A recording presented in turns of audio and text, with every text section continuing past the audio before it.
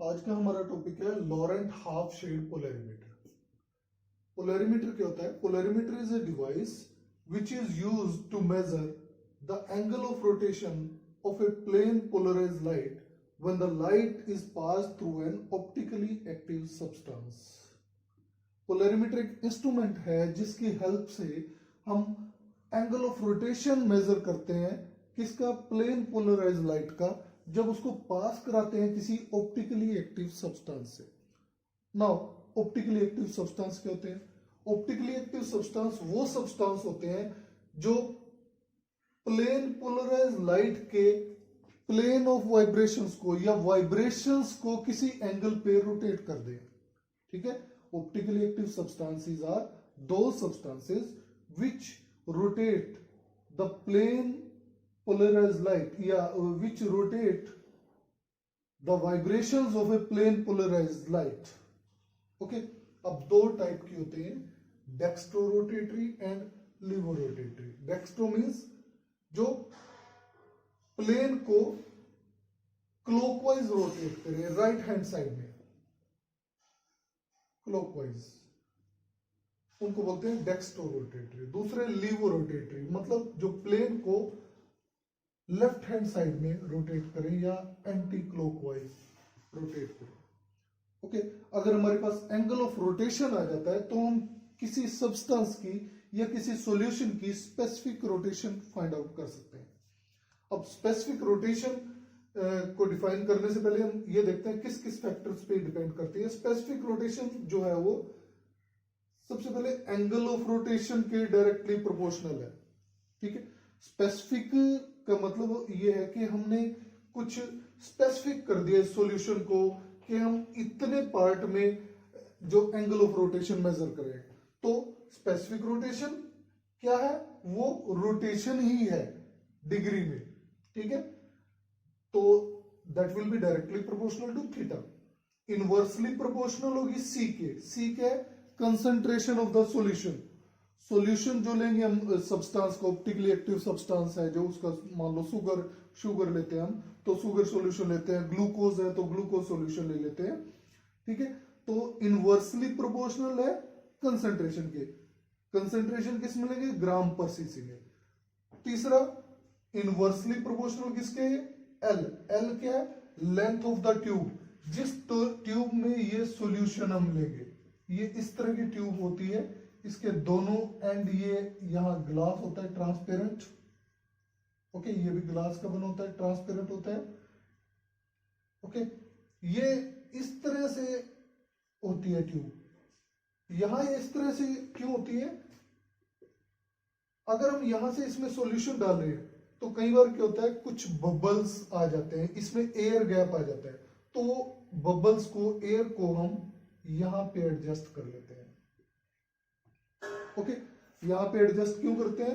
ताकि जो लाइट इसमें से पास करे उसमें कोई हिंड्रेंस ना हो, उसकी स्कैटरिंग ना हो, उसकी रोटेशन में कोई दिक्कत ना हो, इसलिए हम इस टाइप की ट्यूब लेते हैं इसको। ठीक है, तो इस ट्यूब की लेंथ ये L है और जिसको यहां पे डेसीमीटर में लिया है। Decimetre means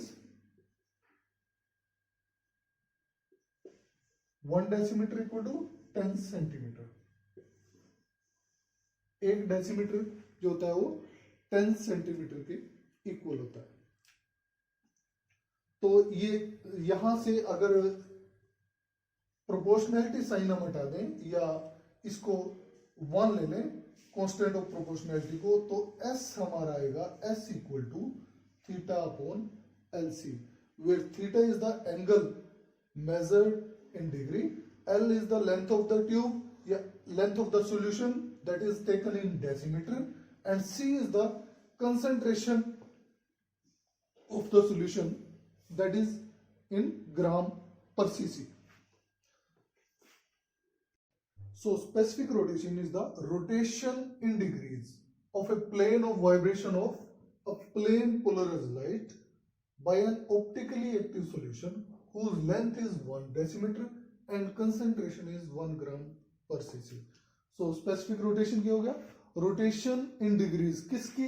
plane of vibration की, of a plane polarised light, किससे? By an optically active solution. जब ऑप्टिकली एक्टिव सॉल्यूशन में से हम प्लेन पोलराइज्ड लाइट को पास कर रहे हैं, उसके प्लेन की रोटेशन किसमें? डिग्रीज में। और उस सॉल्यूशन की लेंथ कितनी ली हमने? 1 डेसीमीटर। कंसंट्रेशन कितनी? 1 ग्राम पर सीसी, 1 ग्राम पर सीसी।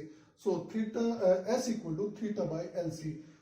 इसको हम S equal to 10 theta by L C भी लिख सकते हैं। जब एल हमारा, इस केस में L is in centimetre, centimetre में, इस केस में एल जो है लेंथ वो सेंटीमीटर में है, यहां एल डेसीमीटर में है। और मैं पहले बता चुका हूं 1 डेसीमीटर इक्वल टू 10 सेंटीमीटर। तो ये हमारा था स्पेसिफिक रोटेशन। अब स्पेसिफिक रोटेशन निकालने के लिए मैंने बताया था कि पोलरिमीटर एक डिवाइस है जिसकी हेल्प से हम स्पेसिफिक रोटेशन को भी मेजर कर सकते हैं। तो पोलरिमीटर कितने टाइप के होते हैं? 2 टाइप के पोलरिमीटर होते हैं, Laurent's half shade polarimeter and biquartz polarimeter.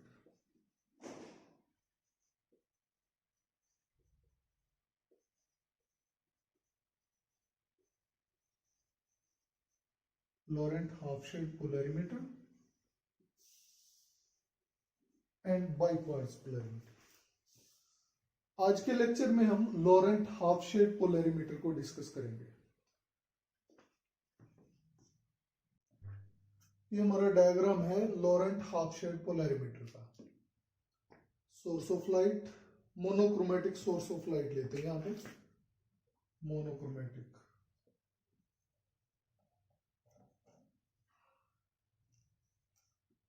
Monochromatic source,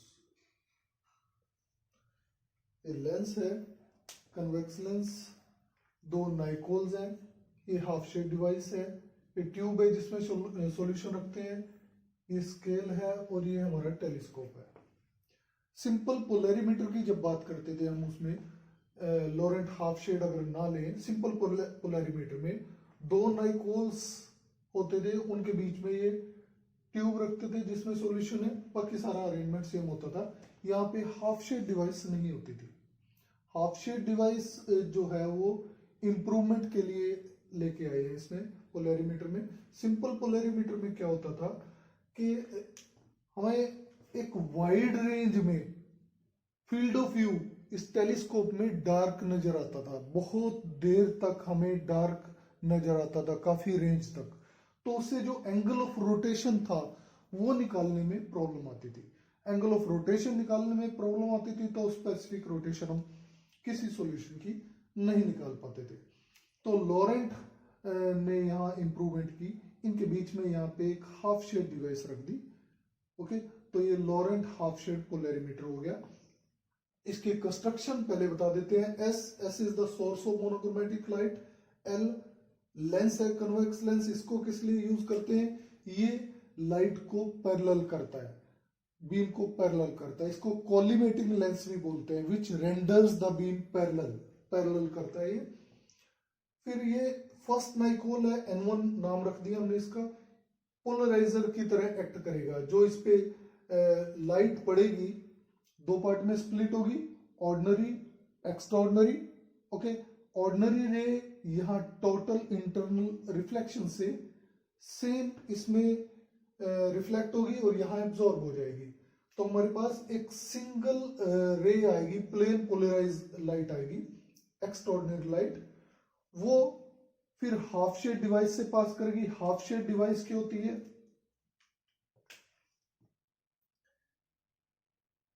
ये 2 सेमी सर्कुलर प्लेट्स होती हैं।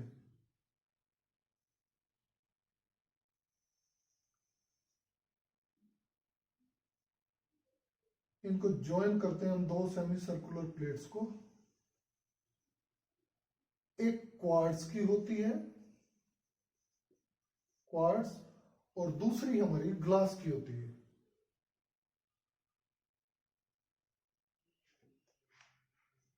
ग्लास। क्वार्ट्ज हमें पता है पॉजिटिव क्रिस्टल है, पॉजिटिव क्रिस्टल। और ये कौन सी लेंगे? Half wave plate, half wave plate. अभी बताऊंगा मैं इसके बारे में, पॉजिटिव क्रिस्टल क्या होते हैं, हाफ वेव प्लेट क्या होती है, ठीक है।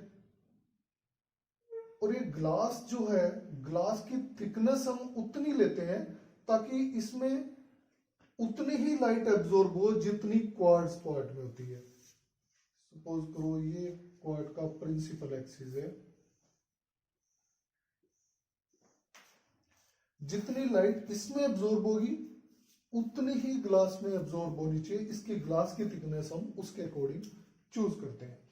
अब क्वार्ट्ज हमारा पॉजिटिव क्रिस्टल है। पॉजिटिव क्रिस्टल मींस इसमें ऑर्डिनरी रे की वेलोसिटी एक्स्ट्रा ऑर्डिनरी रे की वेलोसिटी से ज्यादा होती है।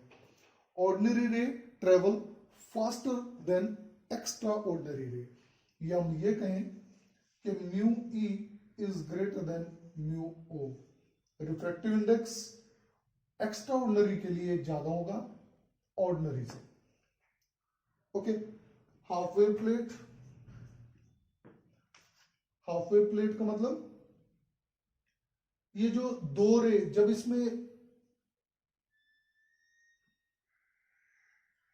क्वार्ट्ज पे जब लाइट पड़ेगी, यहां पे सपोज करो ये लाइट यहां इंसिडेंट की हमने इस तरह से, ओके, ये इंसिडेंट लाइट है सपोज करो ए बी, तो क्वार्ट्ज के ऊपर आती है, ये दो पार्ट में स्प्लिट हो जाती है, एक ऑर्डिनरी और एक एक्स्ट्राऑर्डिनरी।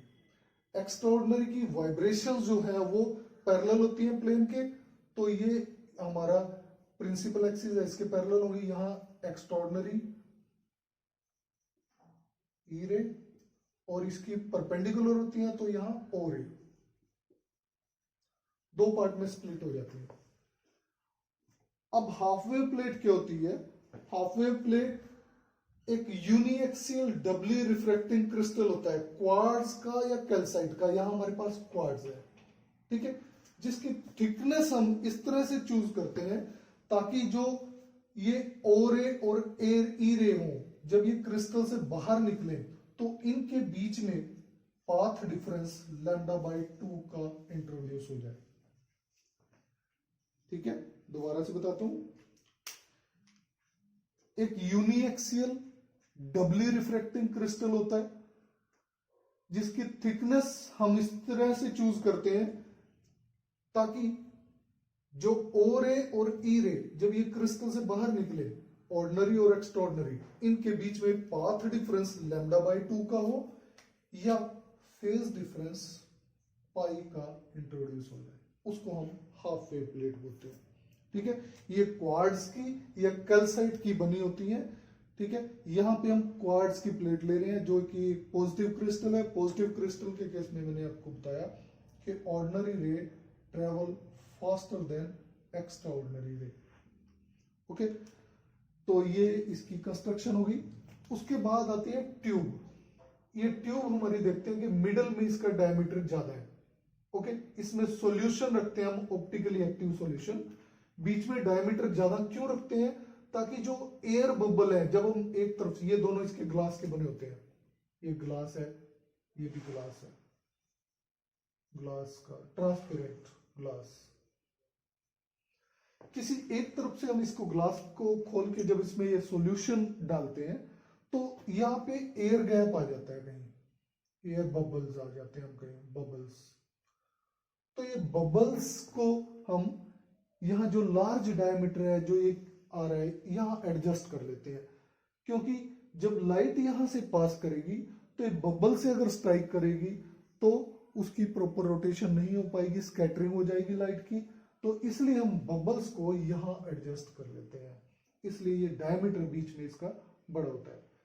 ओके, देन हमारा सेकंड नाइकोल आता है जिसको हम एनालाइजर की तरह एक्ट करेंगे, जो एनालाइज करेगा जो लाइट आएगी उसको। इसके साथ ही एक स्केल फिक्स होता है, ये सर्कुलर स्केल होता है, ठीक है, जिससे हम angle of rotation find out करते हैं। 360 डिग्री का होता है, ठीक है। तो एंगल ऑफ रोटेशन हम यहाँ सर्कुलर स्केल है ना, तो ऑब्वियस है इसमें 360 डिग्री मेंशन होगी, ठीक है। तो जब हम इसको रोटेट करते हैं साथ के साथ नाइकोल के इसके रोटेट होगा, तो एंगल ऑफ रोटेशन हम यहां से फाइंड आउट कर सकते हैं। ये हमारा टेलीस्कोप है, टेलीस्कोप की हेल्प से हम यहाँ पे ये सारा देखते हैं कि एंगल कैसे चेंज हो रहा है, ओके। तो ये इसकी कंस्ट्रक्शन पार्ट था। अब इसकी वर्किंग पे आ जाते हैं। वर्किंग मैंने आपको ये सारा इसका वर्किंग पता ही है। लेंस का काम है यहाँ पे पैरेलल रेज प्रोड्यूस करना, नाइकोल ये पोलराइजर है, हम पिछले सेक्शन में कर चुके हैं पहले, ठीक है। हाफ शेड डिवाइस की वर्किंग मेन है इसमें। ट्यूब में सॉल्यूशन है, ऑप्टिकली एक्टिव है, ये इसको रोटेट करता है, प्लेन पोलराइज लाइट जो यहाँ आएगी उसके प्लेन को रोटेट करता है और N2 उसको एनालाइज करेगा। तो हाफ शेड डिवाइस जो है इसकी वर्किंग मेन है, ये हम डिस्कस करते हैं अभी। ये हमारे पास दो सेमी सर्कुलर प्लेट्स होती हैं हाफ शेड डिवाइस में, इनको ज्वाइन करके हम बनाते हैं। एक मैंने आपको बताया कि क्वार्ट्ज की होती है, क्वार्ट्ज, और दूसरी ग्लास। क्वार्ट्ज आपका पॉजिटिव क्रिस्टल है, ठीक है, हाफ वेव प्लेट है ये, ठीक है। जब यहां से हम लाइट इसके ऊपर इंसिडेंट करते हैं, सपोज करो लाइट जो है वो यहां इंसिडेंट हुई, ये आपका ए है, ये बी है, इस प्लेन में इंसिडेंट हुई एंगल थीटा के ऊपर। तो जब ग्लास के ऊपर पड़ेगी तो ग्लास से तो लाइट पास हो जाएगी, एक सिंगल रिफ्लेक्शन होती है, इसमें कोई स्प्लिट नहीं होती। लेकिन जब क्वार्ट्ज के ऊपर लाइट पड़ेगी तो दो पार्ट में स्प्लिट हो जाती है, ऑर्डिनरी रे और एक्स्ट्रा ऑर्डिनरी रे, ई रे जिनको बोलते हैं, ठीक है। ई रे की वाइब्रेशंस जो है वो प्लेन के पैरेलल होती हैं, ठीक है, और इसकी परपेंडिकुलर होती हैं। तो इसका प्लेन, प्रिंसिपल प्लेन मैंने आपको पीछे बताया था कि वो इसके पैरेलल है, ओके।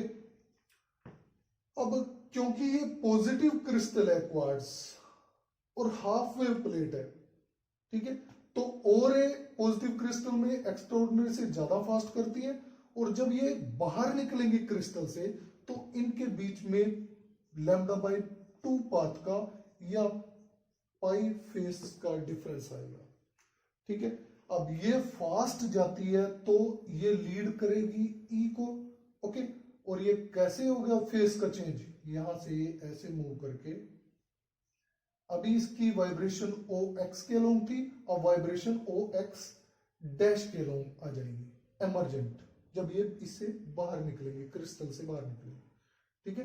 पहले वाइब्रेशन किसके लोंग थी, ओ एक्स के लोंग, लेकिन क्योंकि पॉजिटिव क्रिस्टल है और हाफ वेव प्लेट है तो ओ रे travel faster then extraordinary ray, और कितना फेस चेंज आता है हाफ वेव प्लेट में, पाई का। तो ये यहां से ये पाई का फेस चेंज आ जाएगा। अब ओ रे यहां से निकलेगी बाहर, ओके। अब ये अगर यहां से बाहर निकलती है तो इन दोनों का रिजल्टेंट कहां आ गया,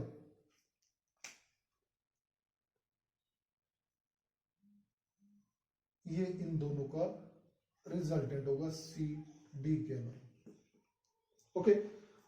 ये एंगल कितना होगा, थीटा, क्योंकि फेस चेंज ई तो वहीं से निकल रही है, ई तो वाइब्रेशन वहीं पे है, लेकिन ओ ने वाइब्रेशन अपनी चेंज कर ली, कहां आ गई, यहां आ गई, इसके अलोंग आ गई, ठीक है।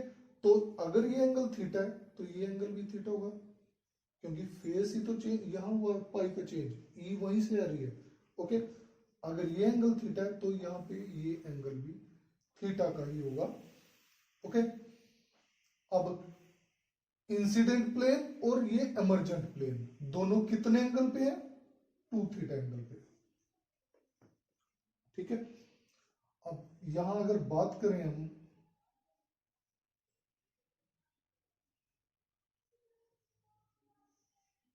ये कोई पी पॉइंट ले लिया हमने, तो ये पार्ट और ये पार्ट दोनों सेम होगा, ठीक है। अगर एनालाइजर का प्लेन अब बात करता हूं मैं एनालाइजर की। यहां से हमारी वर्किंग मैंने इसकी बता दी आपको। अब ये लाइट इसमें से पास करेगी, जो सॉल्यूशन होगा इसके प्लेन को रोटेट करेगा और वो हम एनालाइज करेंगे एनालाइजर के थ्रू। अब एनालाइजर का प्लेन अगर वाई वाई डैश के अलोंग है, अगर हम एनालाइजर के प्लेन को वाई वाई डैश के अलोंग करते हैं, ठीक है, अब प्लेन इसके है, ठीक है, तो हमारे पास ये दोनों हाफ जो होंगे वो इक्वली ब्राइट नजर आएंगे, ग्लास का भी और क्वार्ट्ज का भी, ठीक है, दोनों हाफ इक्वली ब्राइट नजर आएंगे, क्योंकि यहां पे हम ये देखते हैं कि ये दोनों एम्पलीट्यूड सेम है यहां पे, तो ये इक्वल नजर आएंगे। अगर एनालाइजर का प्लेन एक्स एक्स डैश के पैरेलल है, इस एनालाइजर को हम रोटेट कर रहे हैं और इसका प्लेन इसके पैरेलल आ गया, तो जब ये एनालाइजर का प्लेन इसके पैरेलल आएगा तो हमारे पास फील्ड ऑफ व्यू जो आएगा, फील्ड ऑफ व्यू वो कंप्लीटली डार्क नजर आएगा, डार्क नजर आएगा। डार्क नजर क्यों आएगा? क्योंकि हमने बताया अभी आपको कि जब वो वाई वाई डैश के पैरेलल था तो प्रिंसिपल प्लेन इसके पैरेलल था, ठीक है, इसका एनालाइजर का प्लेन जो है वो इसके पैरेलल था, लेकिन जब ये यहां इसके पैरेलल हुआ तो इसका मतलब क्या हो गया, एनालाइजर का प्लेन परपेंडिकुलर, ये दोनों परपेंडिकुलर है ना एक दूसरे के, तो परपेंडिकुलर आ गया। तो जब एक नाइकोल दूसरे नाइकोल के परपेंडिकुलर आता है तो फील्ड ऑफ व्यू कैसा नजर आता है आपको? डार्क नजर आता है, क्योंकि ये पोजीशन आपकी क्रॉस्ड पोजीशन है। ये मैंने नाइकोल प्रिज्म आपको जहां पे बताया है, नाइकोल प्रिज्म की वीडियो आप देख सकते हो, वहां क्लियर कराया है। ये दोनों डायरेक्शन जो है ये क्रॉस पोजीशन है, यहां पैरेलल था और अब ये परपेंडिकुलर हो गया एनालाइजर का प्लेन। परपेंडिकुलर में हमारे पास क्रॉस्ड पोजीशन आती है, लाइट पास नहीं करेगी, जब लाइट पास नहीं करेगी तो फील्ड ऑफ व्यू डार्क आएगा। ऐसे सपोज करते हैं हम कि एनालाइजर का प्लेन अब इस प्लेन के पैरेलल है, इसको कोई भी नाम आप के डैश रख दो, के डैश के पैरेलल। अब इसमें कौन सा पार्ट ज्यादा आपको ब्राइट नजर आएगा, कौन सा डार्क नजर आएगा? हमने एनालाइजर के प्लेन को इस तरह से रोटेट किया, ठीक है, तो यहां से अगर मैं ये परपेंडिकुलर ड्रा करता हूं यहां पे, ठीक है, और एक परपेंडिकुलर आपका ड्रा कर दिया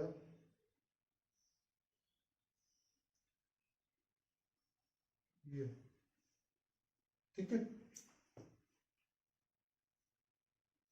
तो आप देख सकते हो कि ये एम्पलीट्यूड ज्यादा है, ये कम है, तो glass will be more bright than quartz, ठीक है, glass will be more bright than quartz. ऐसे ही अगर इसको मैं इस साइड कर लेता हूं और ऐसे रोटेट किया, सपोज करो इसको, ठीक है, फिर यहां से ये परपेंडिकुलर आ गया यहां और यहां से परपेंडिकुलर आएगा यहां। अब इसमें कौन सा एम्पलीट्यूड ज्यादा है? ये एम्पलीट्यूड ज्यादा है,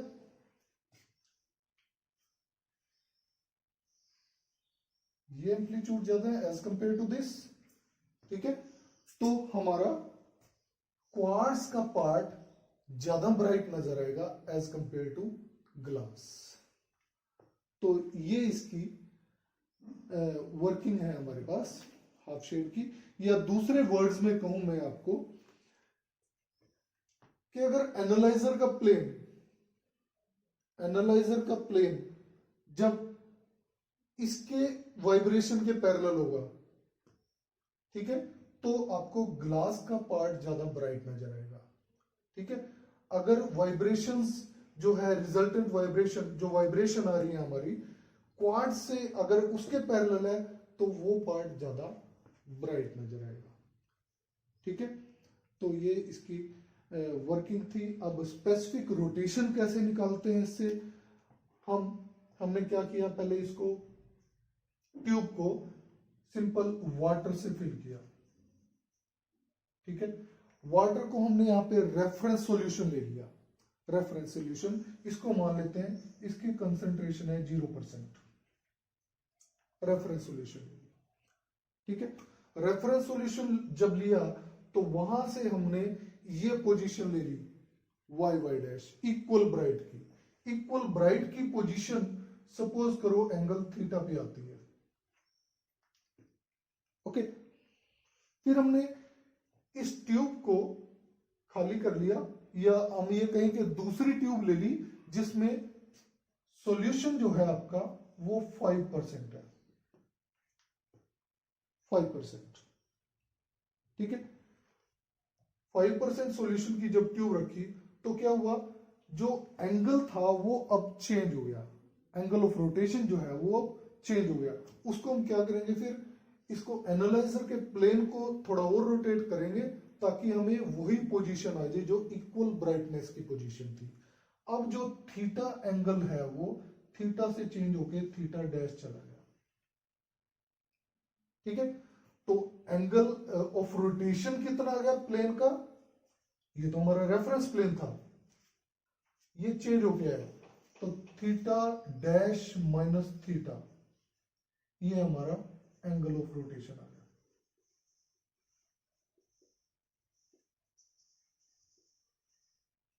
एंगल ऑफ रोटेशन। और अगर आपके पास एंगल ऑफ रोटेशन आ गया तो आप स्पेसिफिक रोटेशन फाइंड आउट कर सकते हो। ठीक है, S equal to theta by LC। So this was construction and working of Laurent half-shade polarimeter.